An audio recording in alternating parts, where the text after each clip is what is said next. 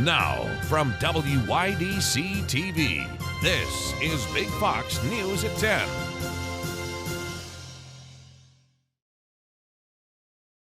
Good evening, I'm Anna Manuel. In Pennsylvania, Lawrenceville residents are demanding action be taken in regards to city council leadership, and they're calling for resignations. Big Fox's Josh Feldberg explains why residents are mad and has reaction from city leaders.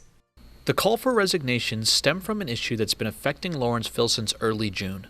The town has been in violation of numerous water and sewage treatment codes, according to the Department of Environmental Protection. The violations, one of which includes hiring a certified water and sewer operator, still have not been resolved. I'm in Lawrenceville, where there are signs posted in front of houses all across the town. The signs are calling for Council President Gordon Chilson and Councilman Robert Penzone to resign. The residents of Lawrenceville have come together to sign a petition that demands the resignation of both Chilson and Penzone.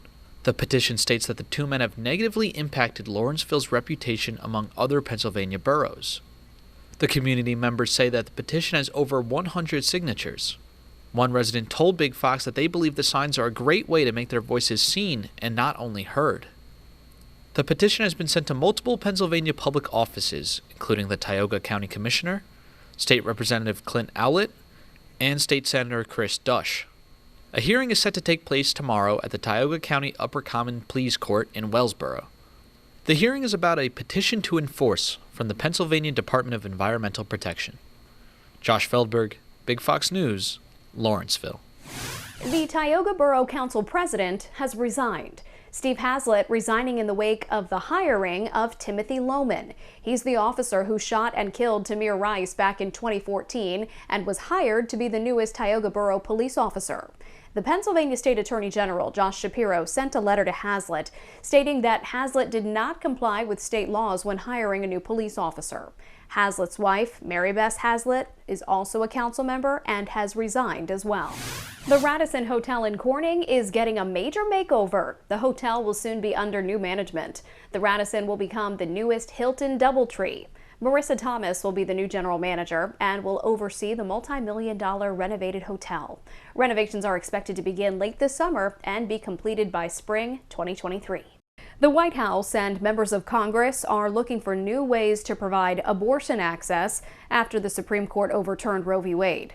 And President Biden is encouraging Americans to protest the decision.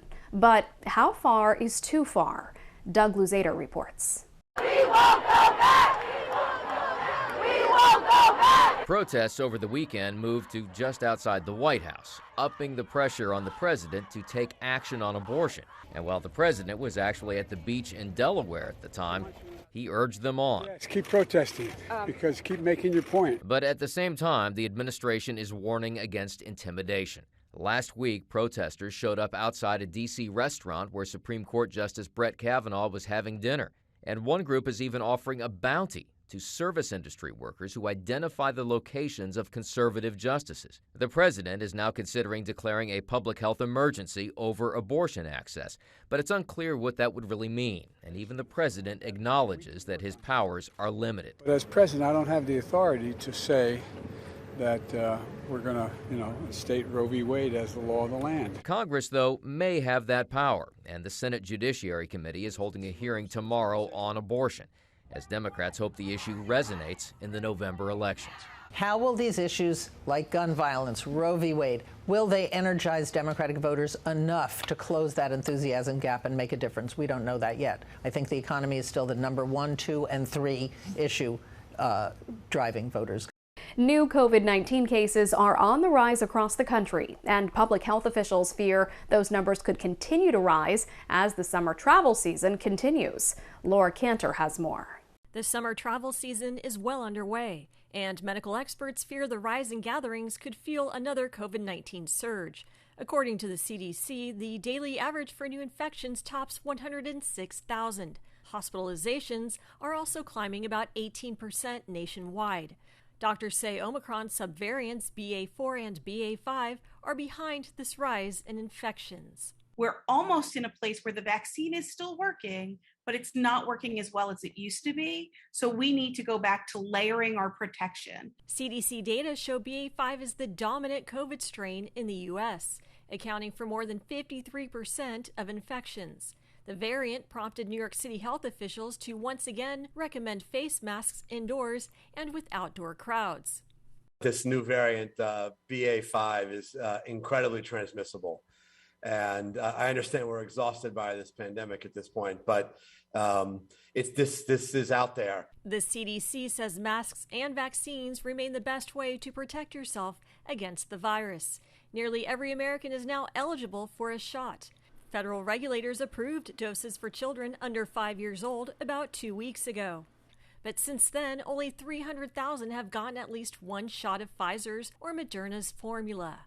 What we're observing now is an increase in the number of cases. And it just goes to show you that the COVID's not going away. The White House says it expected the slow rollout, given that parents may wait to get their kids vaccinated at a pediatrician's office. Laura Cantor, Fox News. New York Senator and Majority Leader Chuck Schumer tests positive for COVID-19. A spokesperson for the senator says he has very mild symptoms. The spokesperson says the 71-year-old is fully vaccinated and double boosted.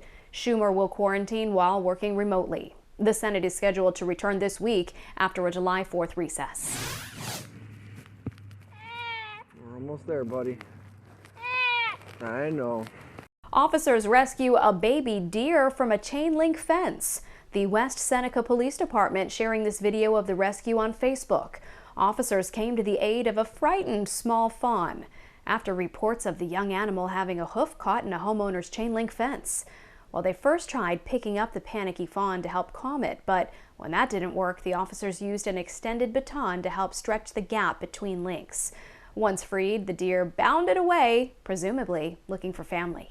With the economy and inflation first and foremost on many voters' minds, the Biden administration is doing what it can to rein in expectations, especially with new inflation data due out this week. Madeline Rivera has the latest from Washington. New inflation data is out this week, and investors are bracing for another round of elevated numbers. How high prices remain could determine how aggressive the Federal Reserve gets as it raises interest rates to try and curb inflation.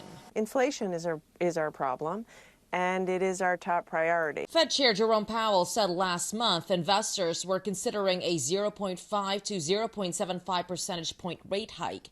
Investors are nervous as fears of a recession grow. It's almost like we're trying to talk ourselves into a recession. The comment has sparked some backlash. We're already in a recession. 80% of Americans say the economy is headed in the wrong direction. And I think it's precisely because they are feeling the pain of this high inflation. As the Biden administration looks for solutions, the president is getting ready to head to Saudi Arabia to reset ties after the relationship soured over the killing of journalist Jamal Khashoggi. The administration is arguing the visit is not a bid for the country to produce more oil. However, some critics are not buying his reasoning. He shut down the U.S. fossil fuel sector largely, and he shut down production and transport and pipelines and fracking and drilling. And that's why we're facing the problem we're facing. The Consumer Price Index is set to be released on Wednesday, and economists are expecting a new high, soaring 8.8% in June, up from May's annual gain of 8.6%. In Washington, Madeline Rivera, Fox News. There's even more speculation that former President Trump may run for re-election again after a rally he held in Anchorage, Alaska. Our Trill Gates was at Saturday's rally and shows us how thousands of fans turned out to see him and how they felt being part of the big event. USA! USA! An enthusiastic crowd welcomes former President Donald Trump to Alaska. Check out these folks who were first in line. They tell us they had been here since just before 6 o'clock this morning. Yeah, we're really excited for today. Yeah, we're really excited for President Trump to come and then to meet Sarah Palin and Kelly and, meet all the beautiful locals. What we are excited for now, to actually see President Trump in person and hear his voice in person and feel all the people go crazy. President Donald Trump, he is a former president, and it would be awesome to see him. We love Trump. The arena seats 5,000 people, and organizers of the Save America rally expected a packed house, well beyond that number if you count people on the floor of the sporting complex. This is what it looked like around the Alaska Airlines Center. Several parking lots were blocked off, but for the most part, streets in this part of Anchorage were kept open to handle traffic flow.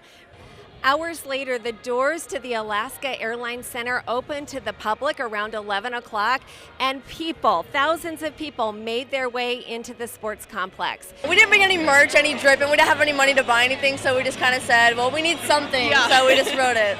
It was fun, you know. We're looking forward for the momentum to continue to move this country in the right direction.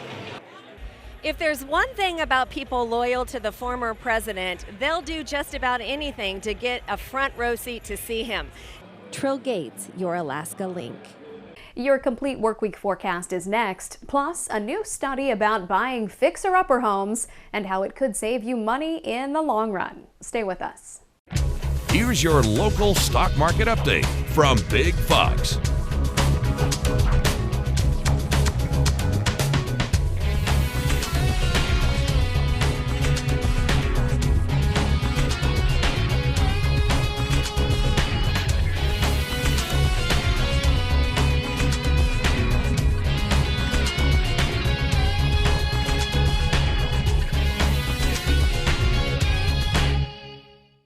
Now, your Twin Tiers forecast from Big Fox. Well, we've been settling into a warming trend under some quiet conditions over the weekend. I'm meteorologist Alyssa Triplett, and since Thursday, those temperatures have been able to climb into those 80s, and for your Monday, we did top off into those 90s as well, as the heat was building up ahead of a cold front that is going to bring some changes in that weather pattern. So we were able to see the blue sky and some passing clouds today, so hopefully you're able to get out and enjoy some of this summertime heat, because as we step through the overnight, we are going to see an increase into the cloud cover. Temperatures will hold into those lower 70s and upper 60s, and then we will bring in some storm chances as early as that morning commute, and then keeping that threat as we step into the afternoon. Now, there could be a few strong storms, and we'll detail where those are here in just a moment, but note that if any of those stronger cells do develop and you see those warnings issued, note to take precautions, but hail and wind will be the main threats with these storms. Now, showers are expected to linger behind the stronger line of storms as we head into your Wednesday. Very light rainfall, not expecting a whole lot of even rainfall from this system, but we are going to be dealing with a cold front that's trying to shake up this weather pattern. But then as we get rid of the cold fronts as we head into your Thursday forecast, there will be a drying and warming pattern as we head into the weekend. So if you're looking for more of those 80-degree days to get outdoors under the sunshine, we do have some in that extended forecast. But as for the near future, what we'll be watching is going to be timing out these frontal systems. First frontal system is going to be arriving as we head towards that lunch hour. So there is going to be a pocket where some of those stronger storms could potentially flare up towards the Elmira and Corning area. So you'll see that we're in that threat, but then the secondary cold front, one, is going to continue some shower activity through your Wednesday, but two, also continue to enforce those temperatures to be a little bit cooler at least through that Wednesday forecast. So when it comes to the risk for severe weather, you are looking at that slight risk in place across portions of Pennsylvania and then into New York. Now, the main threat with that slight risk in place is going to be that ability for that line of storms to strengthen and bring stronger winds ahead it. But where that line is going to develop could potentially be a little bit farther north of Elmira, or could be developing within the area and where those effects could be felt after that storm moves out. So we'll have to keep an eye on that line of where those storms will be developing. But here's 7 a.m. and you see more of just some sporadic early shower and thunderstorm activity.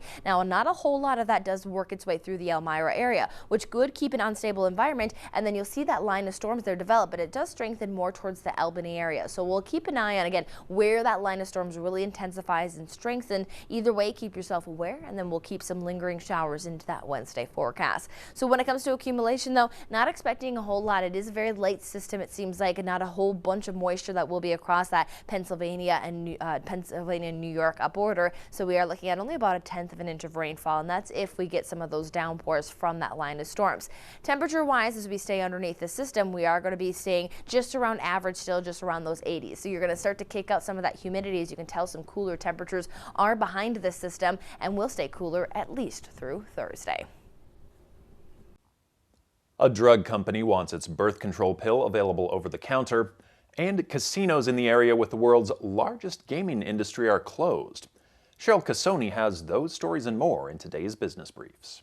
For the first time, a drug company has asked the FDA for permission to sell a birth control pill over the counter. The company looking to get approval is HRA Pharma. It acquired the birth control pill from Pfizer back in 2014, but the drug is not currently marketed in the U.S. If the FDA does approve it, it would only apply to HRA's pill. While the government in Macau has ordered casinos and other businesses to close because of a coronavirus outbreak, Macau has the largest gaming industry in the world. Casinos and other businesses there were ordered to close for at least a week. The government is only allowing people to go out for food and other necessities.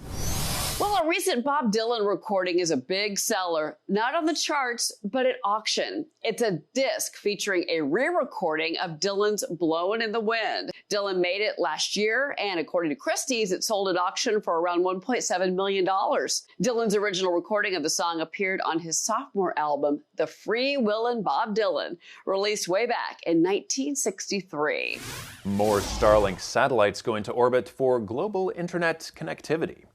A Falcon 9 rocket lifted off from Vandenberg Space Force Base in California at 6:39 p.m. local time Sunday, taking 46 SpaceX Starlink internet satellites with it. That mission was a fast one, with the return landing of the first stage on the SpaceX drone ship called Of Course I Still Love You, less than 9 minutes after the launch. Those satellites were sent into low Earth orbit 63 minutes after liftoff. It was the 29th orbital mission for SpaceX this year and 17th dedicated to Starlink. Chinese scientists say they've created a mind-reading device to measure people's loyalty levels to communism. Researchers at China's Comprehensive National Science Center in Hefei say they have developed mind-reading artificial intelligence capable of measuring citizens' loyalty to the Chinese Communist Party. According to a report by The Times, the software can analyze facial expressions and brain waves. They say the results can be used to, quote, further solidify their confidence and determination to the party. According to the VOA, that post was taken down following a public outcry from Chinese citizens. Still ahead, flight delays and cancellations begin to build to start the new work week. That story and more coming up. Flight delays and cancellation problems are building again to start the work week, with a large pileup of problems again Sunday. The flight tracker FlightAware.com said more than 130 flights had already been canceled into or around the country today, with 379 flights having delays, all as of early this morning. On Sunday, 298 U.S. flights were canceled, and a whopping 5,694 flights were delayed. FlightAware's Misery Index showed Sunday's worst problems were in Denver, Atlanta, Phoenix, Chicago, Dallas, New York, and Los Angeles. Buying a home that needs extra care might actually end up saving you some money. According to a study by online home improvement website Porch, the median cost for a fixer-upper home in the U.S. is $225,000. That's 45% cheaper than homes that are move-in ready, even if they're in a similar area and are of about the same size. Porch says 1% of home listings in the U.S. have been classified as fixer-upper homes so far this year. A new study looks at some options to treat back pain. Researchers from Boston University studied more than 130 medical trials. They found some medication choices that can help with intense neck and back pain. They say back and neck pain in younger people can often be muscle-related, while in elderly adults, it can be caused by other health conditions. Researchers say acetaminophen is safe, but non-steroidal anti-inflammatory drugs may be more effective. They say it is best to seek medical attention if you're experiencing symptoms like limb weakness, fever, or bladder changes. Stay with us. We'll have more right after the break. We want to leave you with a smile. A national donut chain wants you to help them celebrate their birthday this year. It's Krispy Kreme's 85th birthday on Friday, and the tasty treat maker will randomly select 8,500 guests from now through Friday to get an 85th birthday card. That can be used to get a free dozen original glazed donuts per month until June of 2023. That's more than 1.2 million donuts given away in all. And on Friday, you can get an original glazed dozen for just 85 cents with the purchase of any regular price dozen. Thanks so much for joining us. I'm Scott Beadle. We'll see you back here soon.